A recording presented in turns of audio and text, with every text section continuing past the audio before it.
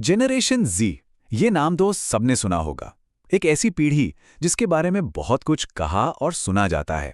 लेकिन आज हम इन आम धारणाओं से थोड़ा आगे बढ़कर ये देखने की कोशिश करेंगे कि ये पीढ़ी असल में है क्या और इनकी सोच को कौन सी चीजें शक्ल दे रही हैं। क्या जेन जी सच में आलसी है, जैसा कि कुछ लोग कहते हैं, या फिर ये एक ऐसी पीढ़ी है जिसे शायद हम आज तक ठीक से समझ ही नहीं पाए हैं? बस यही वो सवाल है जिसके इर्द गिर्द आज की हमारी पूरी बातचीत घूमेगी। तो सबसे जरूरी बात यह है कि इसे आलस कहना शायद बिल्कुल सही नहीं होगा।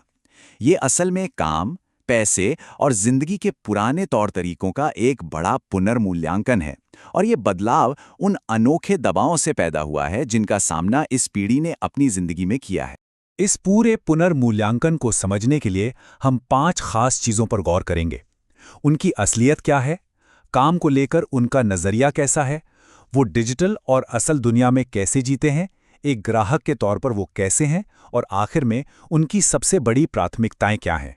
तो चलिए इसमें और गहराई से उतरते हैं और सबसे पहले जेन ज़ी से जुड़ी एक बहुत ही आम धारणा को तोड़ते हैं, खासकर उनके काम करने के तरीके को लेकर। एक बहुत बड़ा मिथक ये है कि ये पीढ़ी जॉब हॉपर है, मतलब एक जगह टिक कर काम नहीं करती, जल्दी जल्दी नौकरी बदलती है। पर हकीकत कुछ और ही कहानी बताती है। आंकड़े दिखाते हैं कि उनका औसतन कार्यकाल सिर्फ 1.1 साल का होता है। पर इसकी वजह वफादारी की कमी नहीं है, वजह है ग्रोथ की तलाश। वो जॉब हॉपिंग नहीं बल्कि ग्रोथ हंटिंग कर रहे हैं।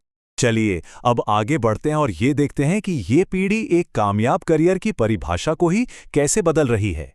क्वाइट क्विटिंग, ये शब्द तो जरूर सुना होगा।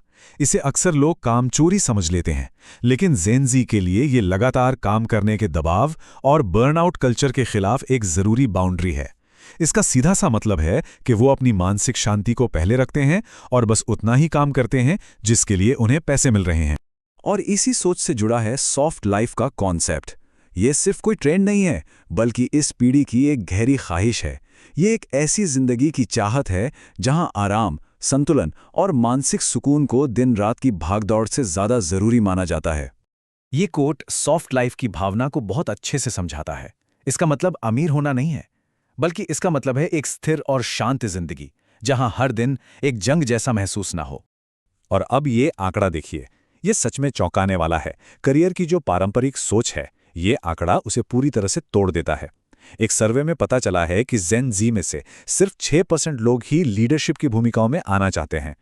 ये कॉर्पोरेट सीढ़ी चढ़ने की पुरानी सोच को एक सीधी चुनौती है। तो फिर वो चाहते क्या है असल में? उनके लिए कामयाबी का मतलब सिर्फ एक बड़ा पद या मोटी सैलरी नहीं है। उनके लिए कामयाबी इन 3 चीजों का एक मजबूत बैलेंस है। पहली, फाइनेंशियल सिक्योरिटी। दूसरी, ऐसा काम जिसके कोई मायने हो। और तीसरी, अच्छी सेहत, शारीरिक भी और मानसिक भी। और इस पूरी नई सोच के पीछे ना एक बहुत बड़ी वजह है उनकी आर्थिक हकीकत। करीब करीब आधे यानी 48% जेन ज़ी सदस्य आर्थिक रूप से असुरक्षित महसूस करते हैं। और ये असुरक्षा की भावना काम को लेकर उनके नजरिए को बहुत गहराई से प्रभावित करती है। अब बात करते हैं एक बहुत ही दिलचस्प विरोधाभास की। ये एक ऐसी पीढ़ी है जो ऑनलाइन जीती है, लेकिन असल दुनिया के कनेक्शन को भी उतनी ही शिद्दत से चाहती है। ये स्लाइड इस विरोधाभास को एकदम साफ दिखाती है।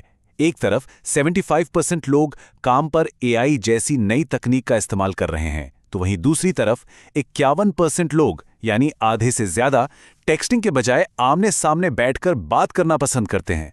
वो सुपर डिजिटल हैं, लेकिन साथ ही असली जुड़ाव के लिए भी तरसते हैं।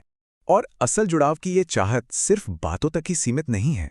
एक बहुत ही हैरान करने वाली बात सामने आई है कि युवा कर्मचारी बाकी सभी उम्र के लोगों की तुलना में ऑफिस में ज्यादा दिन बिता रहे हैं।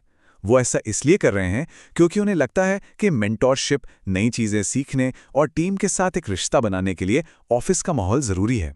चलिए अब अपना ध्यान जेन ज़ी के वित्तीय व्यवहार पर लाते हैं और देखते हैं कि वो एक मुश्किल अर्थव्यवस्था में कैसे अपना रास्ता बना रहे हैं। यहाँ पर सामने आता है ड्यूप कल्चर। अब ये सिर्फ नकली सामान खरीदना नहीं है, ये सोशल मीडिया पर एक पूरा मूवमेंट है जहां महंगे ब्रांड्स के अच्छे और सस्ते विकल्प ढूंढकर एक दूसरे के साथ शेयर किए जाते हैं। ये एक तरह से स्मार्ट शॉपिंग का जश्न है।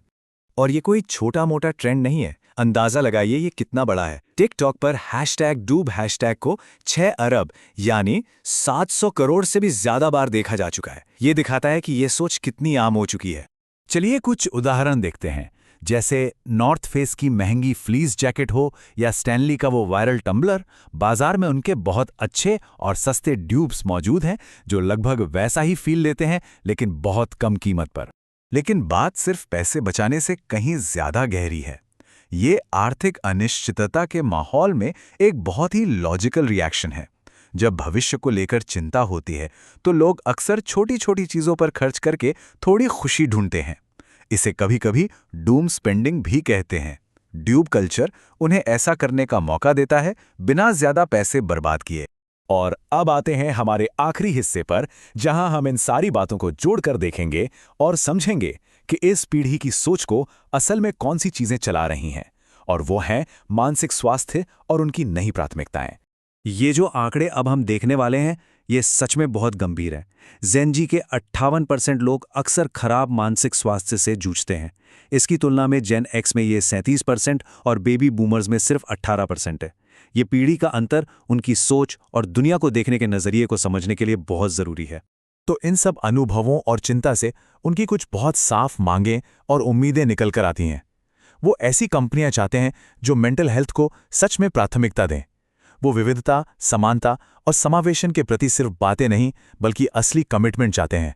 मतलब ऐसी जगह जहां हर किसी को बराबर का मौका और सम्मान मिले।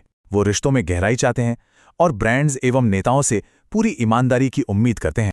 तो आखिर में ये सवाल उठता है कि जैसे जैसे जेन ज़ी कामयाबी, काम और जिंदगी की परिभाषा को बदल रही है, उनका यह बड़ा पुनर्मूल्यांकन आने वाले समय में हम सभी के लिए काम करने, खरीदारी करने और एक दूसरे से जुड़ने के तरीकों को कैसे बदलेगा। ये एक ऐसा सवाल है जिस पर हम सभी को सोचने की जरूरत है।